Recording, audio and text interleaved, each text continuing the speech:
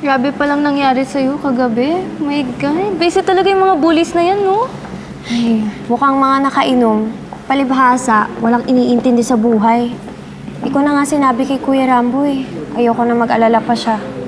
Uy, pero in fairness, may knight in shining armor ka kagabi.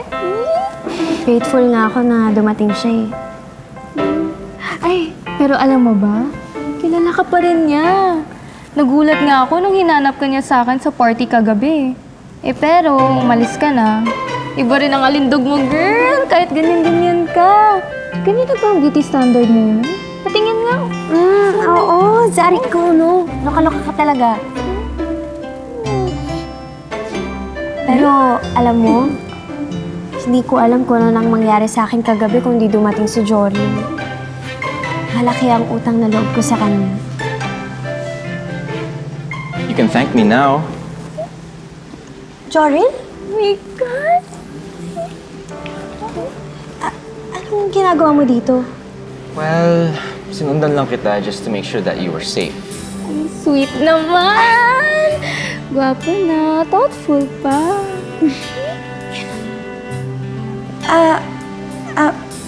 Pasensya na pala ulit kagabi ah.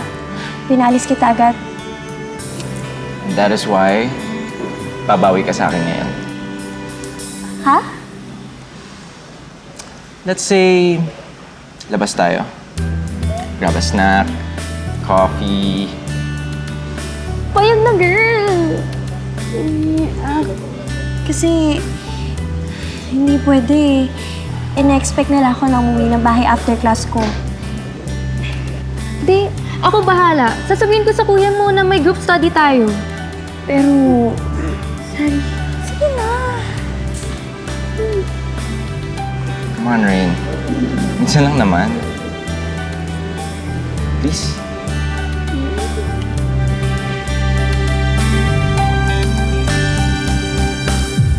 Uy, alam nyo ba?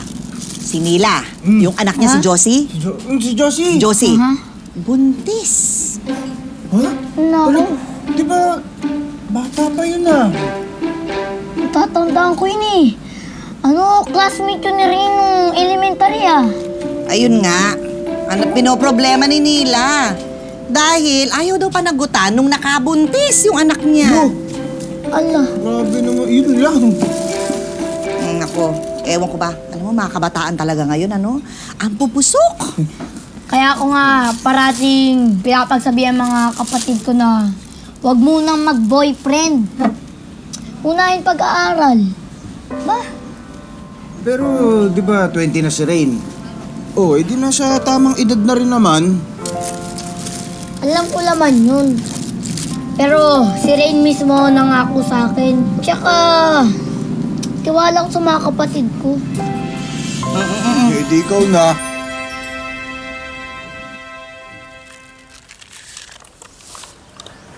Alam ko, paborito mo yan. paano mo nalaman? Well, nung 4th grade tayo, napansin ko, kada break time natin, hopya ang baon mo. Nakikita mo yun?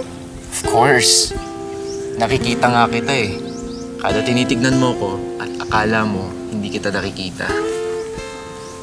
And nakikita kita kada flag ceremony na hinahanap mo ako sa pila kahit kung nagtatago lang naman ako sa likod ng pader. And of course, nakikita din kita kada inaabangan mo ako sa library para panoorin akong gumawa ng homework. Napapansin mo yun? Of course. Nakahiya naman. Huwag ka na maya. Kasi hindi lang naman ikaw yung nag-iisang tumitingin eh. Parehas lang tayo.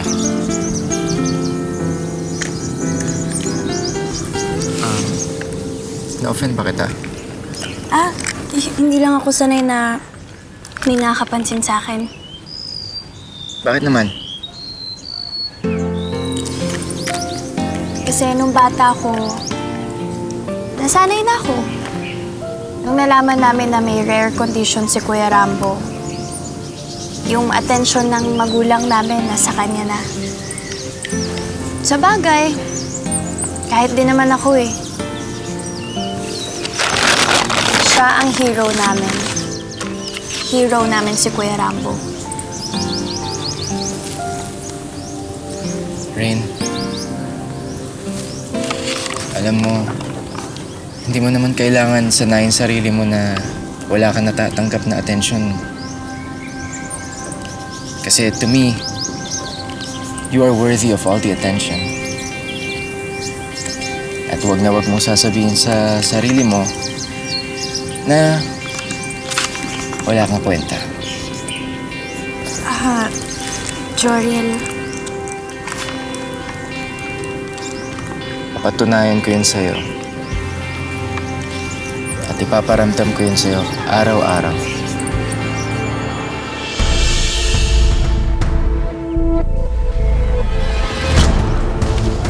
Ganda dito.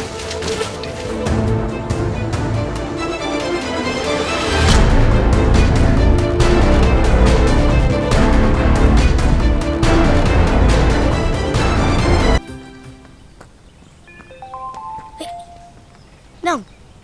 Uy, nagugutom na daw sila, boy! Bilisan natin, boy! Gutom na sila! Demanding naman. pasensya na. Kailangan ko na umalis. Teka lang. Di ba, sabi mo magkikwentuhan pa tayo? Next time na lang Tsaka, bakit mo ba ginagawa to? Kasi gusto kita, Rain. Di ba obvious? Maghanap ka na lang ng iba, Joril. Eh, ikaw ang gusto ko eh. Hindi pwede.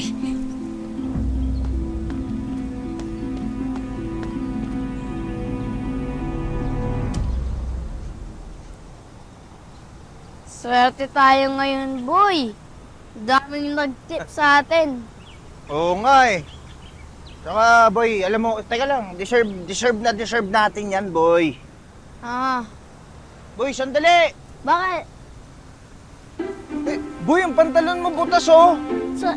Ako, buti na lang mukha kang bata, no? Kasi Nako. yung makakakita niyan, walang mali siya. Oo nga eh, hindi mo pa kasi natatay eh. Busy. Dahil, boy, tatahiin mo pa ba yan? Ba't hindi na lang bumili ng bago? Wala pang pera, boy. Wala pa. Wala pa. Tara. Eh, mag-ukay ka kaya? Okay.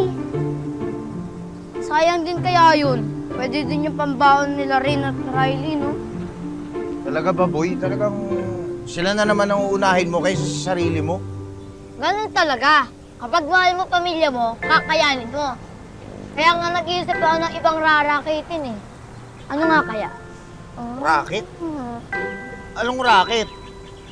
Ano, tatakbo ka, Mayor?